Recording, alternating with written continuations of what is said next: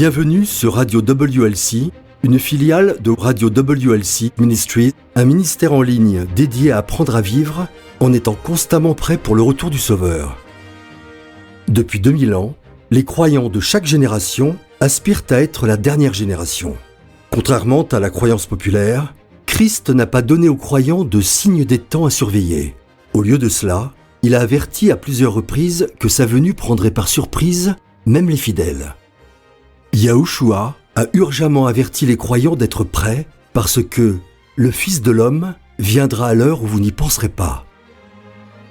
Radio WLC enseigne les esprits et prépare les cœurs au retour soudain de Christ. Après la mort et la résurrection triomphante de Yahushua, est-il allé vers le Père ou est-il retourné vers le Père ? C'est une distinction importante, car si nous pouvons prouver que Yahushua est retourné vers le Père, ce serait une preuve concluante qu'il existait déjà au ciel avant de naître de Marie, comme de nombreux chrétiens le croient. Mais si c'est la première fois que vous nous écoutez, je suis Eric Thomas et vous écoutez Radio World's Last Chance, où nous abordons divers sujets liés aux Écritures, aux prophéties, à la piété pratique, aux croyances bibliques et à la vie dans une préparation constante au retour inattendu du Sauveur. Plusieurs passages des évangiles semblent enseigner que lorsque Yahushua est monté au ciel après sa résurrection, il est retourné auprès de Yahweh. Eh bien, la vérité ne se contredit pas. Nous savons d'après d'autres passages que Yahushua était, nous le croyons à WLC, pleinement et uniquement humain. Nous ne croyons pas qu'il ait eu une double nature. Nous ne croyons pas que cela soit même possible. Nous croyons qu'il avait une nature unique, comme tout le monde, y compris les anges et Yahweh lui-même. Alors, que faisons-nous de ces passages qui disent qu'il est retourné auprès de Yahweh ? Avec Jean-Olivier, nous allons étudier ce sujet aujourd'hui. Puis, dans notre courrier des auditeurs, nous nous pencherons sur la période de l'histoire de l'Église où la théologie chrétienne est passée de la croyance que Yahushua était seulement humain à la croyance qu'il était pleinement humain et pleinement divin. Ensuite, Élise Blanc partagera avec nous une nouvelle promesse quotidienne. Jean, bienvenue. Merci. Je suis vraiment heureux de savoir que la vérité ne se contredit jamais, car ce sujet semble très franchement très contradictoire. Comment Yahushua peut-il retourner auprès du Père s'il n'avait pas d'existence préalable, s'il n'avait pas de préexistence ? Eh bien, toute la question est là, n'est-ce pas ? Car si Christ est retourné auprès de Yahweh, ça semble être un argument solide en faveur d'une préexistence. Mais à WLC, nous savons que cela ne peut pas être vrai. Donc, commençons par lire les passages qui contiennent cette expression dans plusieurs versions. C'est Jean 13, verset 3. Certaines traductions en font une phrase à part entière, d'autres l'intègrent dans une phrase plus longue, mais ça reste compréhensible. Allons-y, lisons-les. Très bien. La première est tirée de la version HCS, la Bible Holman Christian Standard. Elle dit « Yahushua savait que le Père avait tout remis entre ses mains, qu'il venait de Dieu et qu'il retournait vers Dieu. » La suivante est tirée de la Bible ESV, la Bible anglaise standard. Il semble que dans cette traduction, le verset 3 fasse partie d'une phrase plus longue. Cette version dit « Yahushua, sachant que le Père avait remis toutes choses entre ses mains, qu'il venait de Dieu et qu'il retournait à Dieu. » Donc, ces deux traductions disent que Yahushua venait de Dieu et retournait à Dieu. Quelle est la suivante ? La version NIV, la Bible New International Version. Elle dit « Yahushua savait que le Père avait mis toutes choses sous son pouvoir et qu'il était venu de Dieu et retourné à Dieu. » Ok, donc elle transmet la même idée, il retourne vers Yahweh. La suivante est la version NASB, la Bible New American Standard. Elle dit « Yahushua, sachant que le Père lui avait remis toutes choses et qu'il était venu de Dieu et retourné à Dieu. » La Bible New Catholique dit « Yahushua, pleinement conscient que le Père avait remis toutes choses entre ses mains et qu'il était venu de Dieu et retourné à Dieu. » Il y a donc beaucoup de retourner vers ou revenir vers, selon les versions, Yahweh, dans ces différentes traductions. C'est la même chose dans la version NLT, la Bible New Living Translation. Elle dit « Yahushua savait que le Père lui avait donné autorité sur tout, qu'il venait de Dieu et qu'il retournerait vers Dieu. » La suivante est la Living Bible. Il s'agit davantage d'une paraphrase, n'est-ce pas ? Elle dit « Yahushua savait, le soir du jour de la Pâque, que ce serait sa dernière nuit sur la terre avant de retourner vers son Père. » Oui, cette version est plutôt une paraphrase qu'une traduction. Mais n'est-il pas intéressant de voir comment leur parti pris évident en faveur d'une préexistence a influencé leur paraphrase de ce passage ? Oui, on dirait. Qu'en est-il de la version de J.B. Phillips ? Encore une fois, il s'agit d'une paraphrase, pas d'une traduction. Celle-ci condense plusieurs versets en une seule phrase. Elle dit « Avant le début de la fête de la Pâque, Yahushua comprit que le moment était venu pour lui de quitter ce monde et de retourner auprès du Père. » La suivante, cependant, est très différente. C'est la version King James. Elle dit « Yahushua, sachant que le Père avait remis toutes choses entre ses mains et qu'il venait de Dieu et allait vers Dieu. » La nouvelle version King James est très similaire. Elle dit qu'il était venu de Dieu et qu'il allait vers Dieu. Est-ce que tu as la version Bible de Genève ? C'est la Bible des réformateurs protestants. Est-ce que tu peux la lire ? Oui. Elle dit « Yahushua, sachant que le Père avait remis toutes choses entre ses mains et qu'il était venu de Dieu et allait vers Dieu. » Très bien. Vous voyez donc qu'il y a une différence notable entre plusieurs traductions différentes et les versions qui paraphrasent reflètent l'hypothèse selon laquelle Yahushua existait avant sa venue. Mais est-ce bien ce qu'indique le texte grec original ? Parce que c'est ce que suggère retourner vers Yahweh ou revenir vers lui. Je voudrais voir à la fois le texte et le contexte. Lisons Jean 13, les 4 premiers versets, ça nous donnera le contexte. Très bien. Je vais le lire dans la nouvelle version King James. Il est dit « Avant la fête de la Pâque, Yahushua, sachant que son heure était venue de quitter ce monde pour aller vers le Père, ayant aimé les siens qui étaient dans le monde, les aima jusqu'à la fin. Le souper étant terminé, le diable ayant déjà inspiré à Judas Iscariote, fils de Simon, l'intention de le trahir, Yahushua, sachant que le Père avait remis toutes choses entre ses mains, qu'il était venu de Dieu et qu'il allait vers Dieu, se leva de table, ôta ses vêtements, prit un linge et s'en ceignit. » C'est donc le dernier souper, la Sainte Seine. Le ministère public de Yahushua était terminé. C'était fini. À partir de là, Jean raconte comment le Sauveur a lavé les pieds des disciples. Le contexte porte donc sur ce qui va se passer dans un avenir immédiat. L'œuvre publique de Yahushua est terminée. Sa mission est sur le point d'être accomplie.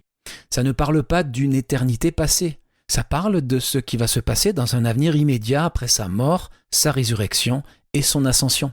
Donc, ce que tu dis, c'est que pour utiliser ce passage comme preuve d'une préexistence, il faut y lire ce qui n'y est pas dans l'original. C'est tout à fait ça. Et pour le prouver, lisons dans la Bible interlinéaire grecque. Pour ceux qui n'ont jamais utilisé de Bible interlinéaire, c'est un outil très utile pour approfondir l'étude des Écritures. Ça nous donne le texte complet tel qu'il apparaît dans l'original avec les numéros de référence de la concordance en haut et la traduction en bas.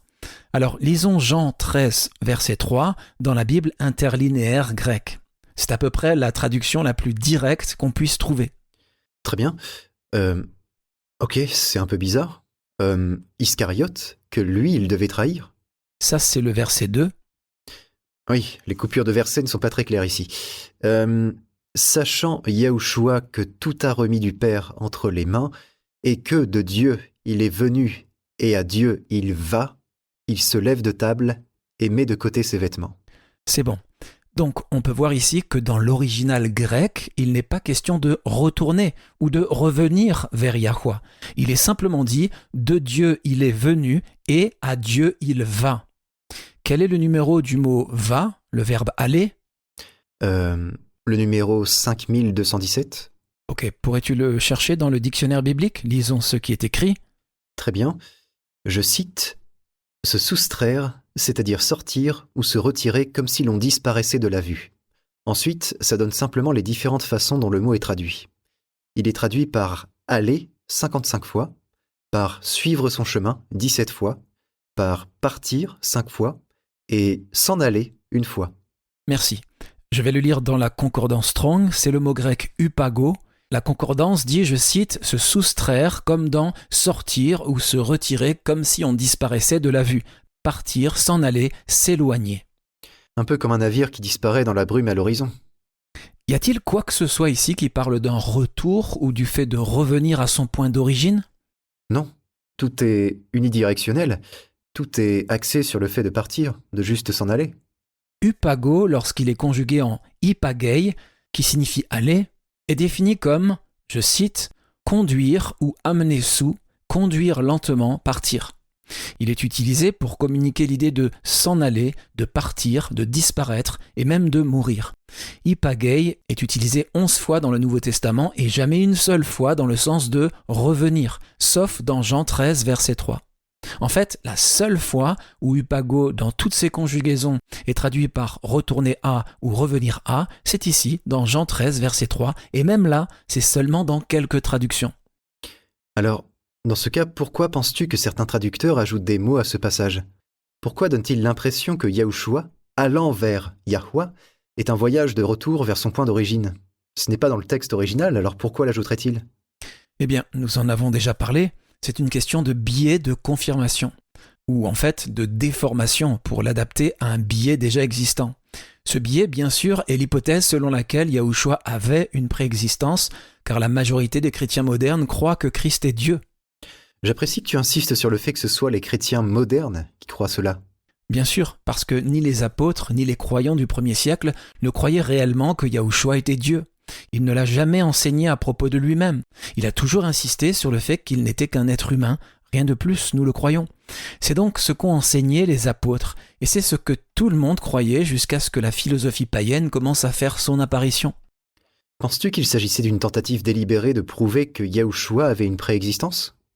Je n'irai peut-être pas aussi loin, je ne dirais pas que c'était une tentative délibérée de tromper ou de duper qui que ce soit. Je dirais plutôt que c'était une tentative délibérée de clarifier. Mais clarifier quoi? Clarifier leur hypothèse erronée selon laquelle Christ avait une préexistence. Vous voyez, n'importe qui d'entre nous peut faire cela. Quand nous utilisons nos croyances actuelles comme cadre pour interpréter, juger ou rejeter des informations, si nous ne faisons pas attention, nous pouvons nous aussi tomber dans ce piège. Ils ne se sont probablement pas dit « ce n'est pas ce que ça signifie, mais je vais les aider et clarifier les choses ». Au contraire, ils ont probablement pensé « ce n'est pas ce qui est écrit, mais c'est sûrement ce que Jean voulait dire ». Et donc, avec les meilleures intentions, cela a été ajouté à la traduction. Et je crois que c'est ce qui s'est passé, parce que cet ajout apparaît également dans les différentes paraphrases. C'est vrai. Le problème, bien sûr, c'est que quand ça se produit, le croyant sincère qui étudie la parole de Yah ne sait pas que le traducteur a fait cela. Il suppose que les traducteurs veillent à rester strictement neutres. Oui, si vous lisez une traduction qui démontre le parti pris des traducteurs, ceux-ci ne sont plus des traducteurs, ce sont plutôt des interprètes. Et leurs ajouts finissent par brouiller le message même qu'ils essayaient de clarifier. Mais les traducteurs ne sont que des êtres humains, ils font des erreurs, eux aussi. En essayant de clarifier les choses, ils peuvent, sans le savoir, projeter leurs propres préjugés, leurs propres biais sur un passage et finir par apporter plus de confusion. Donc, si vous tombez sur un passage comme celui-ci qui semble contredire d'autres passages, consultez une concordance et un dictionnaire biblique. On peut les consulter gratuitement en ligne dans la plupart des langues. Commencez à rechercher les mots et voyez par vous-même ce que dit le texte original. Tournons-nous vers Deutéronome chapitre 4. Il y a là un principe que nous devrions tous prendre à cœur. Dans le contexte, il est question de la loi de Yahweh, mais je pense que ce principe s'applique également à toute la parole de Yah. Deutéronome 4? Oui, les 2 premiers versets du chapitre 4. Ok, il est écrit « Maintenant, Israël, écoute les lois et les ordonnances que je vous enseigne. Mettez-les en pratique, afin que vous viviez et que vous entriez en possession du pays que vous donne Yahweh, le Dieu de vos pères. Vous n'ajouterez rien à ce que je vous prescris, et vous ne retrancherez rien, mais vous observerez les commandements de Yahweh, votre Dieu, tels que je vous les prescris. » Ce principe est réitéré dans le dernier chapitre de la Bible. Lisons Apocalypse 22, les versets 18 et 19. Encore une fois, c'est un principe dont nous devons tenir compte quand nous étudions la Bible. Tu y es? Allons-y. Apocalypse 22, versets 18 et 19. Je le déclare à quiconque entend les paroles de la prophétie de ce livre. Si quelqu'un y ajoute quelque chose, Dieu le frappera des fléaux décrits dans ce livre. Et si quelqu'un retranche quelque chose des paroles du livre de cette prophétie, Dieu retranchera sa part de l'arbre de la vie et de la ville sainte décrits dans ce livre. C'est un avertissement très solennel. Nous ne sommes peut-être pas des traducteurs de la Bible, mais dans notre étude personnelle des Écritures, et quand nous partageons nos croyances avec les autres, nous devons faire très attention à ne pas lire dans des passages ce qui n'y est pas, ou à ne pas passer sous silence d'autres passages qui contredisent nos croyances favorites. Nous devons toujours prendre la parole de Yah telle qu'elle est écrite. Nous devons mettre de côté nos idées préconçues et nous en remettre à ce que l'Esprit de Yah veut nous enseigner à travers sa parole. Ok, je comprends comment les traducteurs, dans une tentative mal avisée d'apporter plus de clarté, ont projeté leur propre croyance sur Jean 13, verset 3, et ont inséré l'idée que Yahushua retournait vers Yahweh. Mais qu'en est-il de l'expression juste avant, où il est dit que Yahushua venait de Dieu? Est-ce que c'est dans l'original? Ou est-ce que c'est là aussi une erreur de traduction? Non, c'est dans l'original. Alors, est-ce que ça ne suggère pas une préexistence? Je veux dire, dans l'équipe WLC, nous travaillons avec quelqu'un qui vient de Manille. C'est son point d'origine, on peut dire. Ma dentiste vient de Mumbai. L'Inde est son point d'origine. Dire que Yahushua venait de Dieu, ne suggère-t-il pas une préexistence avec Dieu au ciel avant sa naissance? C'est une très bonne question et je suis content que tu la poses, car même si cette expression n'est pas une erreur de traduction, elle reflète une différence culturelle dans les perspectives. Qu'est-ce que tu veux dire? Eh bien, en tant que chrétiens modernes, notre perspective culturelle est celle d'une divinité trinitaire éternelle, coégale et coexistante. Toi et moi savons maintenant que les Écritures n'enseignent pas cela en fait, mais nous pouvons comprendre cette perspective. Dans notre sous-culture du christianisme moderne, c'est ce qu'on nous a appris à croire. C'est ce que croient la plupart des chrétiens aujourd'hui. Exactement. Mais un Israélite du 1er siècle ne partagerait pas cette perspective unique. Les Juifs ne croyaient pas en une trinité. Ils étaient de stricts monothéistes, comme l'enseigne Deutéronome 6, verset 4. « Écoute Israël, Yahweh, notre Elohim, est le seul Yahweh. » Ou dans une autre version, « Écoute Israël, Yahweh, notre Dieu, est un seul Yahweh. » J'aime cette note marginale pour ce verset, qui est encore plus claire. Elle dit « Écoute Israël, Yahweh est notre Dieu, Yahweh seul. » Excellent. On ne peut pas être plus clair que ça. Donc, un juif du 1er siècle n'aurait pas projeté une préexistence sur l'une ou l'autre des expressions de Jean 13, verset 3. Alors que voulait-il dire quand il est écrit que Yahushua venait de Yahweh? Est-ce que c'est une expression idiomatique? En quelque sorte, pour un juif du 1er siècle, dire que quelqu'un, quiconque, venait de Yahweh indiquait simplement que cette personne existait dans la préscience de Yahweh, qu'elle avait un rôle à jouer dans le grand plan de Yahweh. Venir de doit être compris dans le même sens que être envoyé par Yahweh. Nous ne croyons pas que ça signifie que cette personne résidait au ciel avec Yahweh et les saints anges, mais simplement qu'elle préexistait dans le sens où elle faisait partie de la préscience de Yahweh, s'inscrivant dans le plan divin et venant donc de lui ou étant envoyé par lui. Est-ce qu'il y a d'autres exemples que Yahushua? Je veux dire, il y a Ésaïe? Ou est-ce que c'était Jérémie, quand Yahweh a dit qu'il le connaissait avant sa naissance? C'est Jérémie. Pourquoi ne pas le lire rapidement? C'est une bonne illustration de ce point. C'est quelque part dans le chapitre 1 de Jérémie. Très bien. Voilà. C'est Jérémie 1, versets 4 et 5. Il est dit « La parole de Yahweh me fut adressée en ces mots. Avant que je t'eusse formé dans le ventre de ta mère, je te connaissais, et avant que tu fusses sorti de son sein, je t'avais consacré, je t'avais établi prophète des nations. » On peut trouver un autre exemple dans le chapitre 1 de Jean. Lisons le verset 6 de Jean 1. « Il y eut un homme envoyé de Dieu, son nom était Jean. » C'est une déclaration très claire. Jean a été envoyé de Yahweh, ou envoyé par Yahweh selon les versions. Mais personne n'insiste pour dire que ça signifie nécessairement qu'il existait déjà dans le ciel avec Yah. Il a été envoyé par Yahweh pour accomplir une mission spéciale. C'est tout. Alors pourquoi ça devrait être différent si la personne envoyée est Yahushua? Ça ne devrait pas. Non, ça ne devrait pas. Que dit le verset 14? « Et la parole a été faite chair, et elle a habité parmi nous, pleine de grâce et de vérité, et nous avons contemplé sa gloire, une gloire comme la gloire du Fils unique venu du Père. » Beaucoup de gens supposent que la parole dans Jean 1 fait référence au Christ préexistant. Mais comme nous l'avons largement abordé dans des émissions précédentes, nous croyons que ce n'est pas du tout ce à quoi il est fait référence. En fait, il n'est pas fait référence à un qui, mais à un quoi. Et ce quoi, encore une fois, c'est la préscience du Père, développée en un plan pour sauver l'humanité si le péché venait apparaître. Nous voyons cela dans Jean 1, les versets 1 à 3. Lisons-le. Et en lisant, ne voyons pas cela comme une référence au Christ préexistant, mais comme une référence à la préscience de Yahweh, c'est-à-dire le plan qu'il avait réservé depuis l'éternité passée. Au commencement était la parole, et la parole était avec Dieu, et la parole était Dieu. Elle était au commencement avec Dieu. Toutes choses ont été faites par elle, et rien de ce qui a été fait n'a été fait sans elle. Je ne veux pas m'attarder trop longtemps sur ce point, car nous l'avons déjà suffisamment abordé dans d'autres émissions.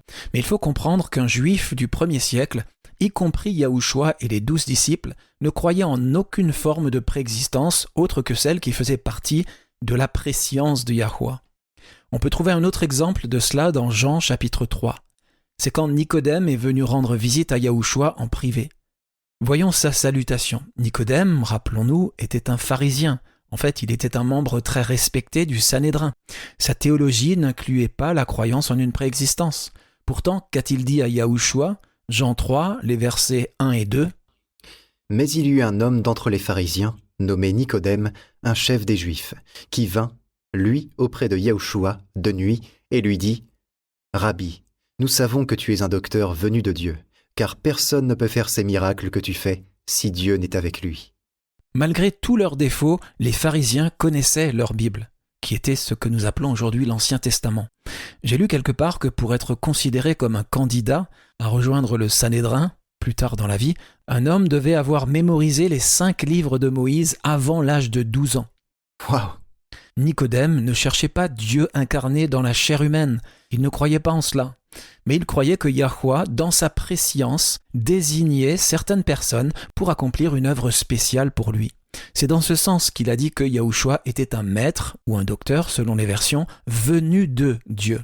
Eh bien, par le passé, nous avons en quelque sorte survolé ce que Nicodème avait à dire, et nous nous concentrions sur ce que Yahushua avait à dire dans ce passage. Mais ce que Nicodème a à dire est également important, et Yahushua ne l'a pas corrigé. Donc ce qu'il a dit était vrai. Il ne croyait pas que Yahushua était Dieu incarné dans la chair humaine. Il reconnaissait simplement que les miracles accomplis par Yahushua, les œuvres puissantes qu'il accomplissait, étaient la preuve qu'il venait de Yahuwah. En d'autres termes, qu'il accomplissait l'œuvre spéciale que Yahuwah lui avait confiée. Oui, et Yahushua lui-même a dit plus tard exactement la même chose. Tournons-nous vers Jean 14 et lisons les versets 8 à 12. Très bien. Philippe lui dit « Seigneur, montre-nous le Père, et cela nous suffit. » Yahushua lui dit « Il y a si longtemps que je suis avec vous, et tu ne m'as pas connu, Philippe. Celui qui m'a vu a vu le Père. Comment dis-tu ? Montre-nous le Père. Ne crois-tu pas que je suis dans le Père et que le Père est en moi ? Les paroles que je vous dis, je ne les dis pas de moi-même, et le Père qui demeure en moi, c'est lui qui fait les œuvres. Croyez-moi, je suis dans le Père et le Père est en moi. Croyez du moins à cause de ses œuvres. En vérité, je vous le dis, celui qui croit en moi fera aussi les œuvres que je fais, et il en fera de plus grandes, parce que je m'en vais au Père. » Accomplir des miracles n'est pas une preuve de divinité, car ici même, Yahushua lui-même déclare que les croyants accompliront des œuvres encore plus grandes que celles qu'il a accomplies. Et je sais que je ne suis pas divin. Moi aussi je sais que tu n'es pas divin. Les miracles prouvent simplement que quelqu'un a été envoyé par Yah, et non que cette personne est soudainement divine et existait déjà au ciel. Il y a un autre passage que je voudrais examiner et qui corrobore cela. Lisons Jean 9, commençons au verset 1. Ce passage est très significatif. Yahushua vit, en passant, un homme aveugle de naissance. Ses disciples lui firent cette question. « Rabbi, qui a péché, cet homme ou ses parents, pour qu'il soit né aveugle ?» Les pharisiens enseignaient au peuple que les maladies physiques étaient une punition de Yah. La réponse de Yahushua a non seulement corrigé cette hypothèse moralisatrice, mais elle a également expliqué qu'il y avait une motivation plus importante à l'œuvre. Versets 3 à 5. Yahushua répondit « Ce n'est pas que lui ou ses parents aient péché, mais c'est afin que les œuvres de Dieu soient manifestées en lui. Il faut que je fasse, tandis qu'il est jour, les œuvres de celui qui m'a envoyé. La nuit vient, où personne ne peut travailler. Pendant que je suis dans le monde, je suis la lumière du monde. » Encore une fois, les œuvres puissantes de Christ sont la preuve qu'il a une mission à accomplir pour Yah. Alors, à partir du verset 6, Yahushua a oint les yeux de l'homme aveugle avec de la boue et lui a dit d'aller se laver à la piscine ou au réservoir, selon les versions, de Siloé. Après quoi, ses yeux ont été guéris. Il a recouvré la vue. Ce qui signifie que l'homme n'avait en fait jamais vu Yahushua, même quand le Sauveur lui a oint les yeux. Passons maintenant au verset 13. Une dispute éclate parce qu'il a été guéri le jour du sabbat. Donc, la dispute porte sur la question de savoir si le miracle est l'œuvre de Yah, Parce que selon les normes pharisaïques, il s'agissait d'une œuvre, c'est-à-dire un travail. Continuons la lecture à partir du verset 13. Ils menèrent vers les pharisiens celui qui avait été aveugle. Or, c'était un jour de sabbat que Yahushua avait fait de la boue et lui avait ouvert les yeux. De nouveau, les pharisiens aussi lui demandèrent comment il avait recouvré la vue. Et il leur dit, « Il a appliqué de la boue sur mes yeux, je me suis lavé, et je vois. » Sur quoi quelques-uns des pharisiens dirent, « Cet homme ne vient pas de Dieu, car il n'observe pas le sabbat. » D'autres dirent, « Comment un homme pécheur peut-il faire de tels miracles ?» Et il y eut division parmi eux. Ils dirent encore à l'aveugle, « Toi, que dis-tu de lui, sur ce qu'il t'a ouvert les yeux ?»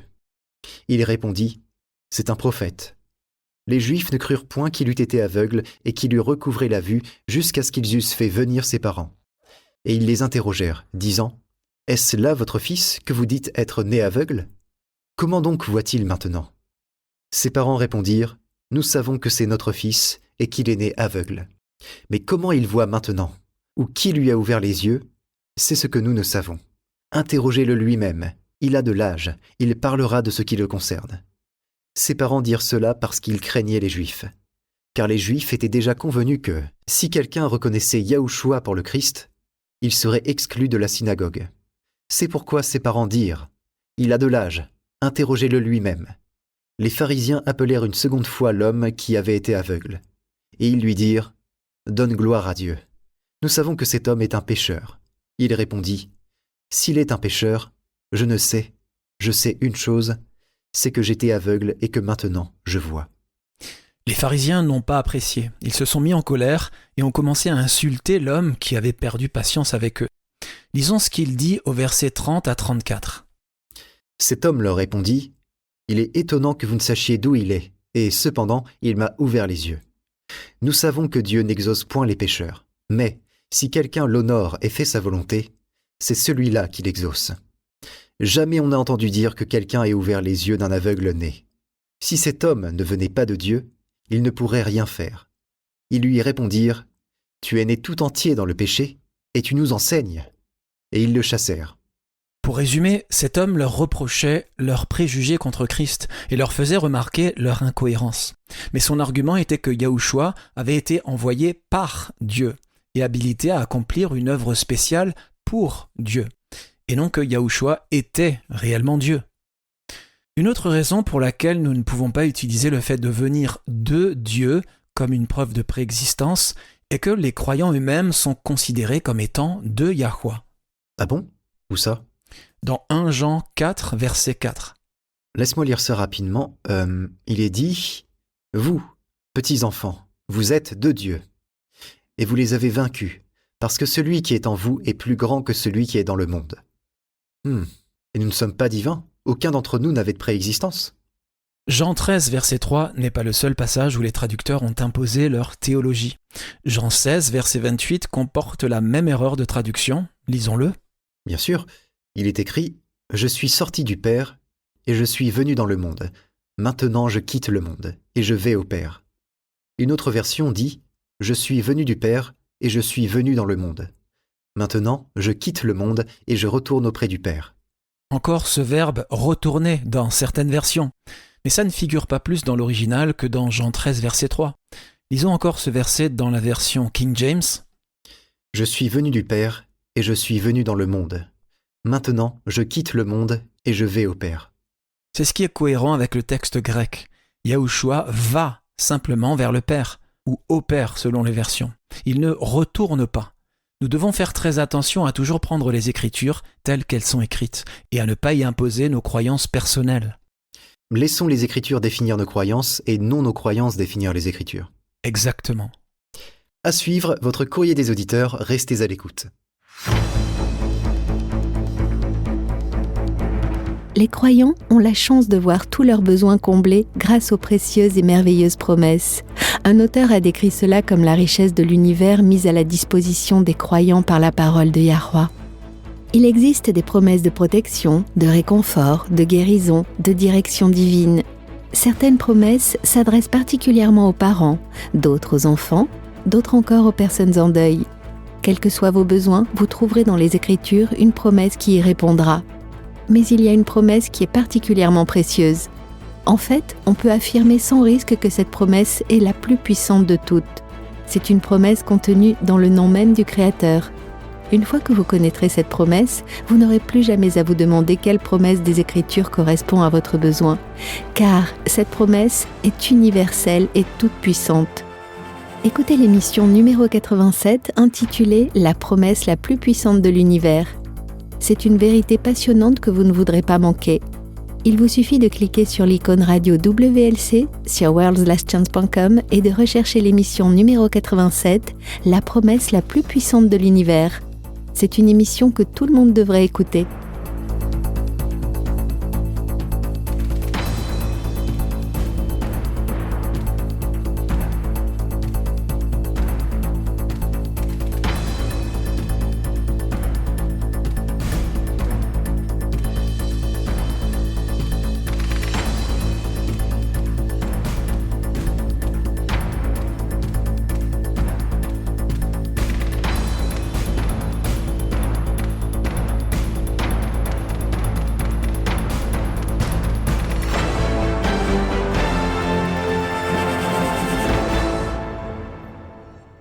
Nous avons une question intéressante qui nous vient d'Axel, en Norvège. Est-ce que tu savais que la Norvège a remporté plus de médailles aux Jeux Olympiques d'hiver que tout autre pays ? Non, mais ça semble logique. Je veux dire, la Norvège, ce n'est pas vraiment un pays connu pour son climat doux. C'est vrai.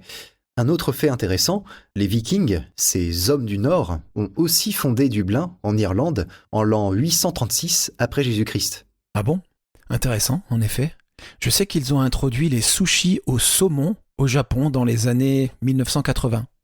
Il faut rendre hommage à ces Vikings. Leur influence se fait encore sentir dans le monde entier. Quoi qu'il en soit, Axel nous écrit « Dans une récente émission, vous avez brièvement mentionné que l'idée selon laquelle Yahushua était subordonné au Père était une croyance des premiers pères de l'Église. Nous savons qu'avec l'adoption de la doctrine de la Trinité, cela a changé. Mais pourriez-vous nous en dire plus à ce sujet ? Je ne savais pas que les pères de l'Église croyaient que Yahushua était subordonné à Yahweh. Cela contredit la doctrine d'une divinité trinitaire, que les pères de l'Église enseignaient également. Pourriez-vous clarifier ce que vous voulez dire ? C'est une très bonne question. Je pense qu'il fait référence à l'émission numéro 290 intitulée « L'homme sous l'autorité ». Je comprends pourquoi il peut être déroutant de dire que les pères de l'Église ont introduit la doctrine de la Trinité, mais qu'ils croyaient également que Yahushua était subordonné. Et oui, ce sont des positions contradictoires. Ce qu'il faut retenir, c'est que des changements importants dans la doctrine ne se produisent pas du jour au lendemain. Ils surviennent progressivement, avec quelques concessions faites à chaque génération. La première époque a été bien sûr la période apostolique, mais à mesure que les apôtres mouraient, elle a été suivie par l'ère appelée patristique, et cette période des pères de l'Église a duré environ 600 ans. C'est une longue période. Ça l'est en effet. Ce serait comme la différence entre aujourd'hui et le début des années 1400, au XVe siècle. C'est il y a vraiment longtemps. Donc oui, les premiers pères de l'Église, conformément à ce qu'enseigne l'Écriture, croyaient que Yahushua était subordonné à Yahweh. Cependant, ils avaient aussi quelques erreurs. Ils croyaient au subordinationnisme. Je sais, c'est un long mot. J'ai ici une citation que j'aimerais que nous lisions, qui provient du site theopedia.com. Elle est très intéressante car, comme vous pourrez le voir, il croit que la subordination au sein de la Trinité est hérétique, même si, comme nous l'avons vu dans l'émission numéro 290, elle est en fait biblique. Mais allons-y, lisons cette citation. Le subordinationnisme est une doctrine hérétique selon laquelle Dieu le Fils et Dieu le Saint-Esprit ne sont pas seulement subordonnés à Dieu le Père sur le plan relationnel, mais aussi sur le plan de leur nature et de leur être. En d'autres termes, cette opinion soutient que, au sein de la Trinité, le Fils et l'Esprit sont ontologiquement inférieurs au Père. Au contraire, la doctrine orthodoxe soutient que, bien qu'il n'y ait pas de personne autonome dans la Trinité, aucune qui soit Dieu en dehors des autres personnes, chaque personne est néanmoins autothéos. Ontologiquement inférieur, ça signifie que le Fils et le Saint-Esprit sont par nature inférieurs au Père. Et oui, la doctrine orthodoxe contredit cela. Avec l'adoption d'une divinité trinitaire, issue du paganisme, ils ont adopté la croyance selon laquelle chaque personne de la divinité trinitaire existait par elle-même, c'est-à-dire était auto-existante ou était Dieu en soi. C'est ce que signifie autothéos. J'ai ici une autre citation que j'aimerais que nous lisions, tirée du dictionnaire évangélique LOL. Je cite Au cours des premiers siècles, la difficulté à comprendre les natures humaines et divines du Christ a souvent conduit à placer le Fils dans une position secondaire par rapport au Père. Justin Martyr, Origène et Tertullien témoignent tous d'une certaine subordination dans leurs écrits. Cette subordination naissante, en particulier celle d'Origène, a finalement conduit à l'arianisme et à d'autres systèmes tels que le sabellianisme, le monarchianisme et le macédonianisme. Arius, qui ne tolérait aucun être intermédiaire entre la suprématie du Dieu unique et ses créatures, niait la pleine divinité du Christ. Il s'ensuivit que le Christ, le Verbe, ou la Parole, était moins que Dieu incarné et qu'il était plutôt une image subordonnée du Père. Le subordinationnisme est à l'origine de l'unitarisme moderne et des théologies qui y sont liées. Alors que certains chrétiens s'efforçaient de s'accrocher aux croyances des apôtres et que d'autres commençaient à interpréter les Écritures à travers le prisme de la philosophie païenne, des divergences d'opinion sont apparues. Kegan Chandler, dans l'ouvrage intitulé « Le Dieu de Jésus à la lumière du dogme chrétien », explique que la doctrine du subordinationnisme enseigne que, je cite, « Le Fils est subordonné à Dieu le Père dans sa nature et son être, et que le Fils reçoit ses ordres de Dieu et lui doit son existence. » Fin de citation. J'ai une autre citation de lui que j'aimerais que nous lisions à la page 76. Je cite « C'est un fait méconnu de l'histoire de l'Église que les pères de l'Église les plus connus des 2e et 3e siècles croyaient que Jésus avait préexisté, non pas éternellement en tant que seul vrai Dieu, mais en tant qu'être angélique subordonné, première création de Dieu. » Donc, encore une fois, ce changement de croyance, passant de Yahushua comme étant pleinement humain à pleinement Dieu, a connu une série d'itérations. Finalement, elle a atteint le stade de ce que la plupart des chrétiens croient aujourd'hui, que Christ était pleinement Dieu et pleinement homme, avec une préexistence et étant de la même essence que le Père. Mais pendant des siècles, personne n'a cru cela. Voici une autre citation tirée du volume 2 de l'encyclopédie Oxford de l'Église primitive, à la page 797, qui définit le subordinationnisme. L'auteur est M. Simonetti. Lisons-la. Voyons voir. Subordinationnisme.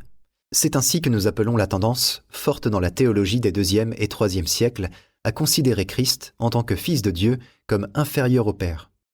Derrière cette tendance se tiennent des déclarations évangéliques dans lesquelles Christ lui-même soulignait son infériorité. Jean 14, verset 28, Marc 10, verset 18, 13, verset 32, etc. Et elle a été développée en particulier par la christologie du Logos. Les tendances subordinationnistes sont particulièrement évidentes chez des théologiens comme Justin, Tertullien, Origène et Novatien. Mais même Irénée, à qui les spéculations trinitaires sont étrangères, commentant Jean 14, verset 28, n'a aucune difficulté à considérer Christ comme inférieur au Père. Il n'avait aucune difficulté à considérer Christ comme inférieur au Père, parce que Christ lui-même a déclaré à plusieurs reprises que le Père est plus grand que lui. Contrairement à la théologie ultérieure, qui s'est développée en grande partie sur la base d'interprétations spéculatives des Écritures, la doctrine selon laquelle Yahushua est inférieur au Père est conforme à ce qu'ont enseigné Christ et les apôtres. Thomas C. Fiesenmeyer est un pasteur presbytérien et professeur à la retraite. Il a écrit un livre très bien documenté intitulé « La théologie trinitaire du docteur Samuel Clarke, 1675-1729 ». Le sous-titre est très révélateur. Il est intitulé « Contexte, sources et controverses, études sur l'histoire des traditions chrétiennes ». On dirait un manuel universitaire. Il est plutôt dense, mais très instructif. Je voudrais que nous lisions cette citation de la page 91. Bien que les formes de subordinationnisme aient varié, pratiquement tous les théologiens anténicéens s'y sont adonnés sous une forme ou une autre. Anté-nicéen signifie avant le concile de Nicée. Anté comme dans antécédent, ce qui vient avant. Antédiluvien. Exactement, c'est-à-dire avant le déluge. Richard Hanson a été évêque de Clogher dans l'Église d'Irlande de 1970 à 1973. Un de ses livres s'intitule « La recherche de la doctrine chrétienne de Dieu, la controverse arienne de l'an 318 à l'an 381 ». Il est intéressant qu'il l'ait intitulé « La recherche de la doctrine chrétienne de Dieu », parce que tu as raison, il y a eu beaucoup de débats sur la nature exacte de Yahushua par rapport à son Père. En fait, toute la controverse arienne a été un immense débat qui a duré plusieurs siècles. Et au cœur de cette controverse se trouvait la question de savoir si Yahushua était un être créé, subordonné au Père, ou s'il était de la même substance divine que Yahweh. Et nous savons comment ça s'est terminé. Ça s'est terminé par la croyance confuse et contradictoire, selon laquelle il était à la fois pleinement humain et pleinement divin. Quoi qu'il en soit, je voudrais que nous lisions cette citation tirée du livre de l'évêque Hanson. Je cite, « À l'exception d'Athanase, pratiquement tous les théologiens orientaux et occidentaux ont accepté une forme de subordinationnisme, au moins jusqu'en l'an 355 de notre ère. Le subordinationnisme a en effet pu être décrit comme une orthodoxie acceptée jusqu'au dénouement de la controverse. » L'an 355, c'est plutôt tard dans l'histoire. Pendant plus de 300 ans, les chrétiens ont cru et enseigné une certaine forme de vérité, que Yahushua est inférieur au Père et lui est soumis. C'est au concile de Nicée, en l'an 325, que le début de la fin de cette vérité a été scellé. Le concile de Nicée a modifié certaines des doctrines les plus importantes et les plus fondamentales de la foi chrétienne. Et la théologie chrétienne subit jusqu'à ce jour la corruption des croyances adoptées à cette époque. Voilà pourquoi nous avons ces doctrines confuses, comme la double nature, et pourquoi les spécialistes de la Bible disent que la Trinité est un mystère trop profond pour que l'esprit humain puisse le comprendre. Il est assez difficile de comprendre un non-sens qui n'a aucun sens logique, et c'est le cas de la doctrine de la Trinité. Tournons-nous vers 1 Corinthiens 15. L'explication de Paul ici est on ne peut plus claire. 1 Corinthiens 15, les versets 24 à 28. Paul explique ici que Christ est les prémices des croyants qui sont morts. Il encourage les croyants à saisir la promesse selon laquelle, tout comme Yahushua est ressuscité, tous ceux qui meurent en croyant en lui ressusciteront aussi.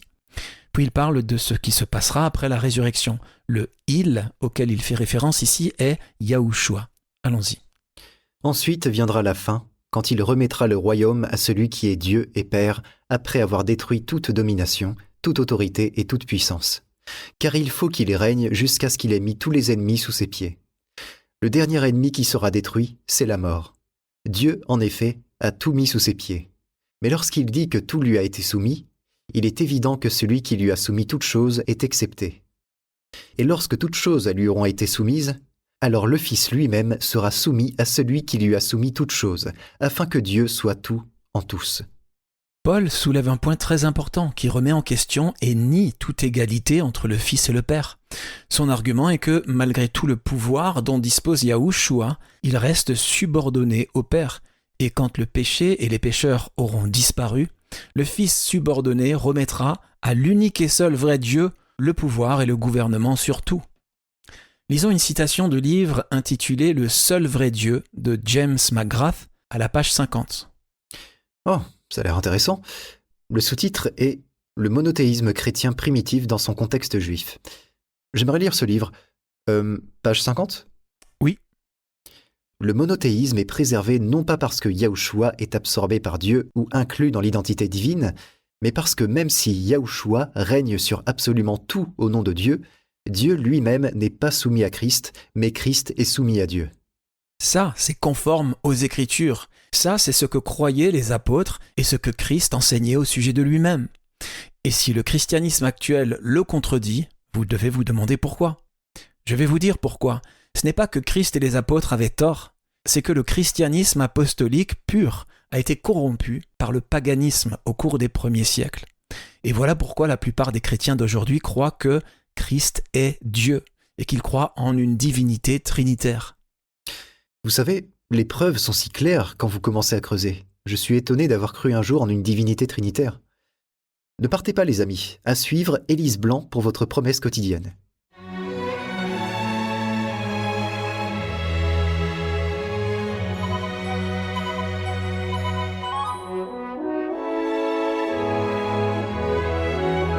Vous écoutez la radio World's Last Chance. Radio World's Last Chance enseigne les esprits et prépare les cœurs au retour soudain de Christ.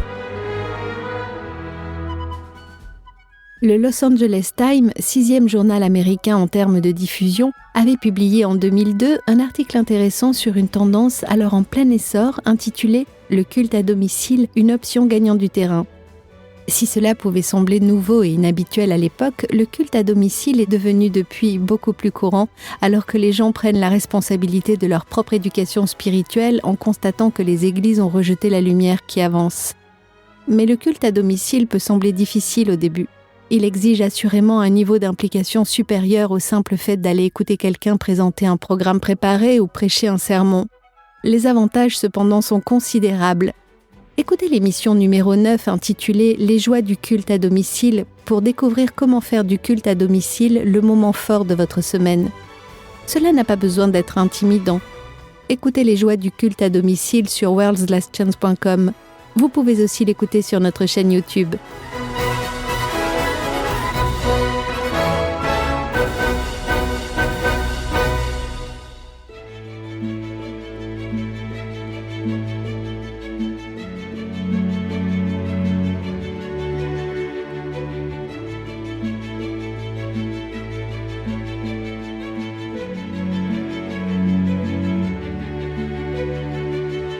De nombreux adultes auraient aimé avoir la possibilité d'étudier la religion à l'université. Il n'est pas trop tard.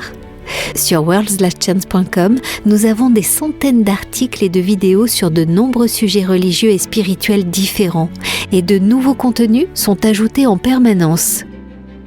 Certains articles donnent des conseils sur comment vivre une vie chrétienne victorieuse. D'autres articles approfondissent des passages incompris de l'Écriture et expliquent ce que signifiait l'hébreu original. Nous proposons aussi de nombreux articles et vidéos sur les prophéties. Paul a dit à Timothée « Toute écriture est inspirée de Dieu et utile pour enseigner, pour convaincre, pour corriger, pour instruire dans la justice, afin que l'homme de Dieu soit accompli et propre à toute bonne œuvre. » Si vous lisez attentivement le contenu de notre site web, vous aurez une base solide non seulement dans les vérités doctrinales, mais vous connaîtrez aussi les secrets d'une prière efficace et comment étudier la Bible pour découvrir la vérité par vous-même. Visitez notre site worldslastchance.com. Il n'est jamais trop tard pour commencer. worldslastchance.com prépare un peuple pour le retour très proche du Sauveur.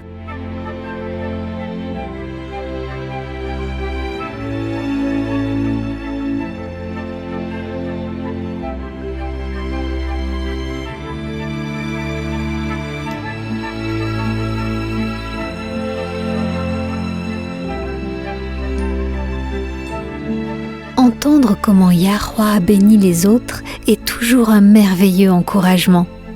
Avez-vous une expérience ou un témoignage qui pourrait encourager et bénir les autres ? Nous serions ravis de l'entendre. Visitez notre site worldslastchance.com. Votre foi sera renforcée en lisant l'expérience d'autres personnes qui ont choisi de suivre la vérité, et votre propre témoignage peut renforcer la foi des autres. worldslastchance.com. Nous nous réjouissons avec vous des meilleures délivrances de Yahweh dans votre vie.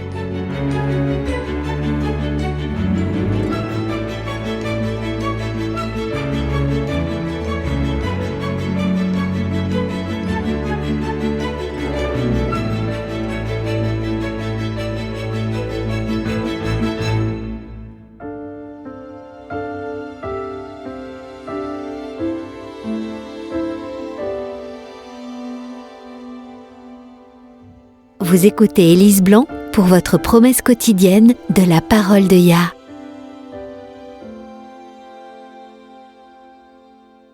Christopher Wren était un homme incroyablement intelligent, compétent et talentueux.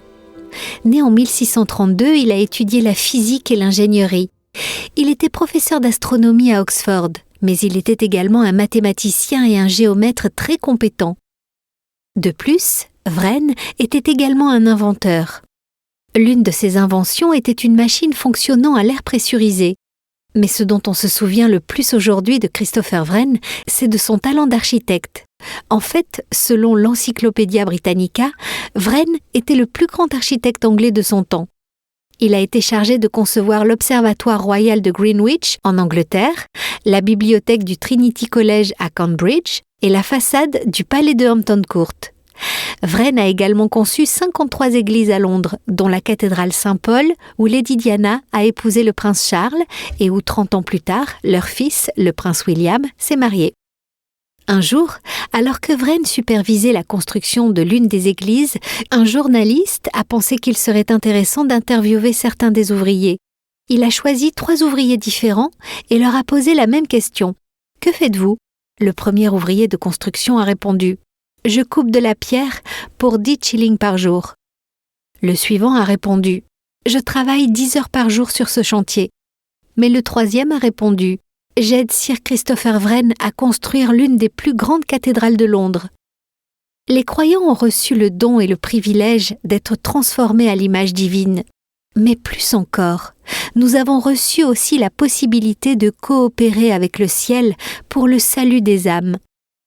L'apôtre Pierre a écrit « Et vous-même, en tant que pierre vivante, laissez-vous édifier pour former une maison spirituelle, un groupe de prêtres saints, afin d'offrir des sacrifices spirituels que Yahweh peut accepter par Christ Yahushua. » En effet, il est dit dans l'Écriture « Je mets dans Sion une pierre angulaire, choisie, précieuse. Celui qui croit en elle n'en aura jamais honte. Elle est donc précieuse pour vous qui croyez. Quant à ceux qui désobéissent, ils s'y heurtent parce qu'ils désobéissent à la parole. Vous, au contraire, vous êtes un peuple choisi, des prêtres royaux, une nation sainte, un peuple racheté, afin de proclamer les louanges de celui qui vous a appelé des ténèbres à sa merveilleuse lumière. Vous qui autrefois n'étiez pas un peuple, vous êtes maintenant le peuple de Yah. Vous qui n'aviez pas obtenu compassion, vous avez maintenant obtenu compassion. Tous ceux qui s'associent avec Yah, dans l'œuvre du salut des âmes, recevront une récompense incroyablement glorieuse. En parlant de la résurrection des justes, Daniel, chapitre 12, verset 3, promet ceci.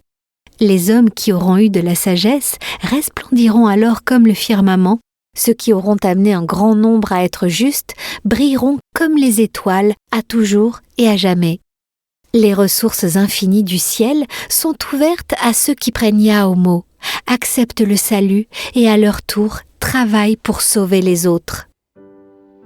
Nous avons reçu de grandes et précieuses promesses. Réclamez-les dès maintenant.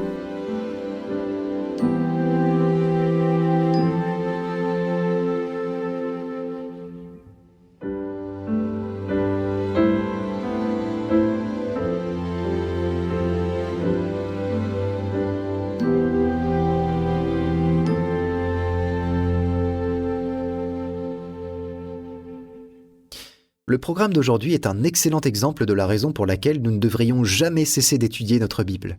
Nous devons continuer à étudier, à creuser dans les Écritures. As-tu déjà entendu, Jean, un verset ou une citation tellement de fois que tu pourrais la paraphraser ? Tu ne te la rappelles peut-être pas mot pour mot, mais tu peux t'en approcher assez près ? Bien sûr. Eh bien, c'est mon cas avec Jean 16, verset 23. Si tu m'avais demandé « Qu'a dit Yahushua au sujet de son départ juste avant sa trahison ?» j'aurais répondu « Je pars et je retourne vers le Père ». Et j'aurais été convaincu que c'est ce qu'il a dit, mais ce n'est pas le cas. Ce qui commence par une erreur de traduction se poursuit par des souvenirs erronés et les gens commencent à citer de manière incorrecte. Et la citation erronée devient citée plus fréquemment que la citation réelle. Un peu comme Winston Churchill, dans son célèbre discours de l'été 1940.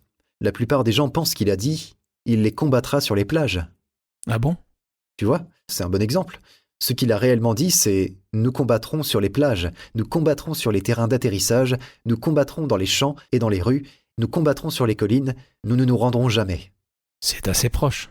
Oui, mais c'est aussi le cas de Jean 16. Il n'y a qu'un mot de différence. Mais quelle différence ? Ton argument est pertinent, tu as raison, c'est un exemple qui montre qu'on ne devrait jamais prétendre savoir tout ce qu'il faut savoir pour être sauvé. C'est de l'orgueil spirituel. C'est le péché des Laodicéens. Comment Yahweh peut-il nous enseigner ce qu'il veut que nous sachions si nous sommes convaincus que toute nouvelle idée qui se présente est forcément fausse ? Car si elle était vraie, nous la connaîtrions déjà. Ah, oui, le raisonnement circulaire de l'orgueil spirituel. Mais c'est vrai, et c'est quelque chose dont nous devons tous nous méfier. De ce côté-ci du royaume de Yah, personne n'arrivera à la vérité complète et entière. Je ne suis pas sûr que nos esprits humains déchus puissent même saisir toute la gloire de la vérité de Yah à ce stade. Alors oui, continuons à étudier, continuons à creuser. Il y a toujours quelque chose de nouveau à apprendre. C'est très vrai. Merci de vous être joints à nous, amis auditeurs, pour l'émission d'aujourd'hui. Si vous avez été bénis et que vous souhaitez la partager avec un ami ou un être cher, recherchez simplement l'émission numéro 291 intitulée « Yahushua est-il parti ou retourné auprès du Père ?» Encore une fois, c'est l'émission numéro 291 « Yahushua est-il parti ou retourné auprès du Père ?» sur worldslastchance.com.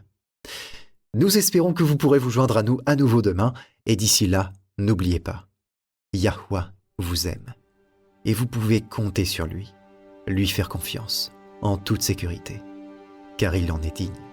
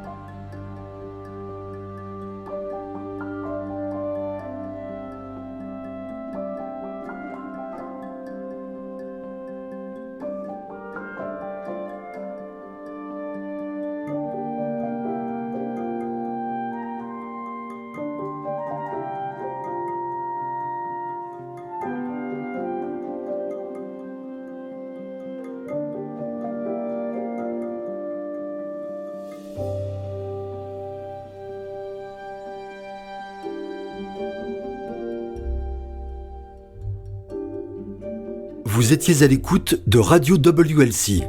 Cette émission, ainsi que les épisodes précédents de Radio WLC, peuvent être téléchargés sur notre site web. Elles sont parfaitement appropriées pour être partagées avec des amis et pour des études bibliques.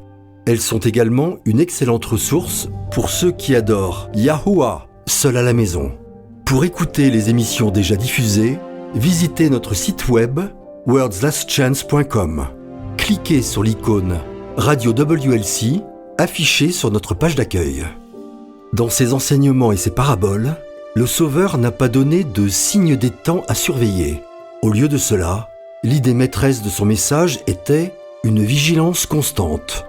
Rejoignez-nous demain pour un autre message rempli de vérité, alors que nous explorons divers sujets centrés sur le retour du Sauveur et comment vivre en étant constamment prêt à l'accueillir chaleureusement quand il viendra. Radio WLC enseigne les esprits et prépare les cœurs au retour soudain de Christ.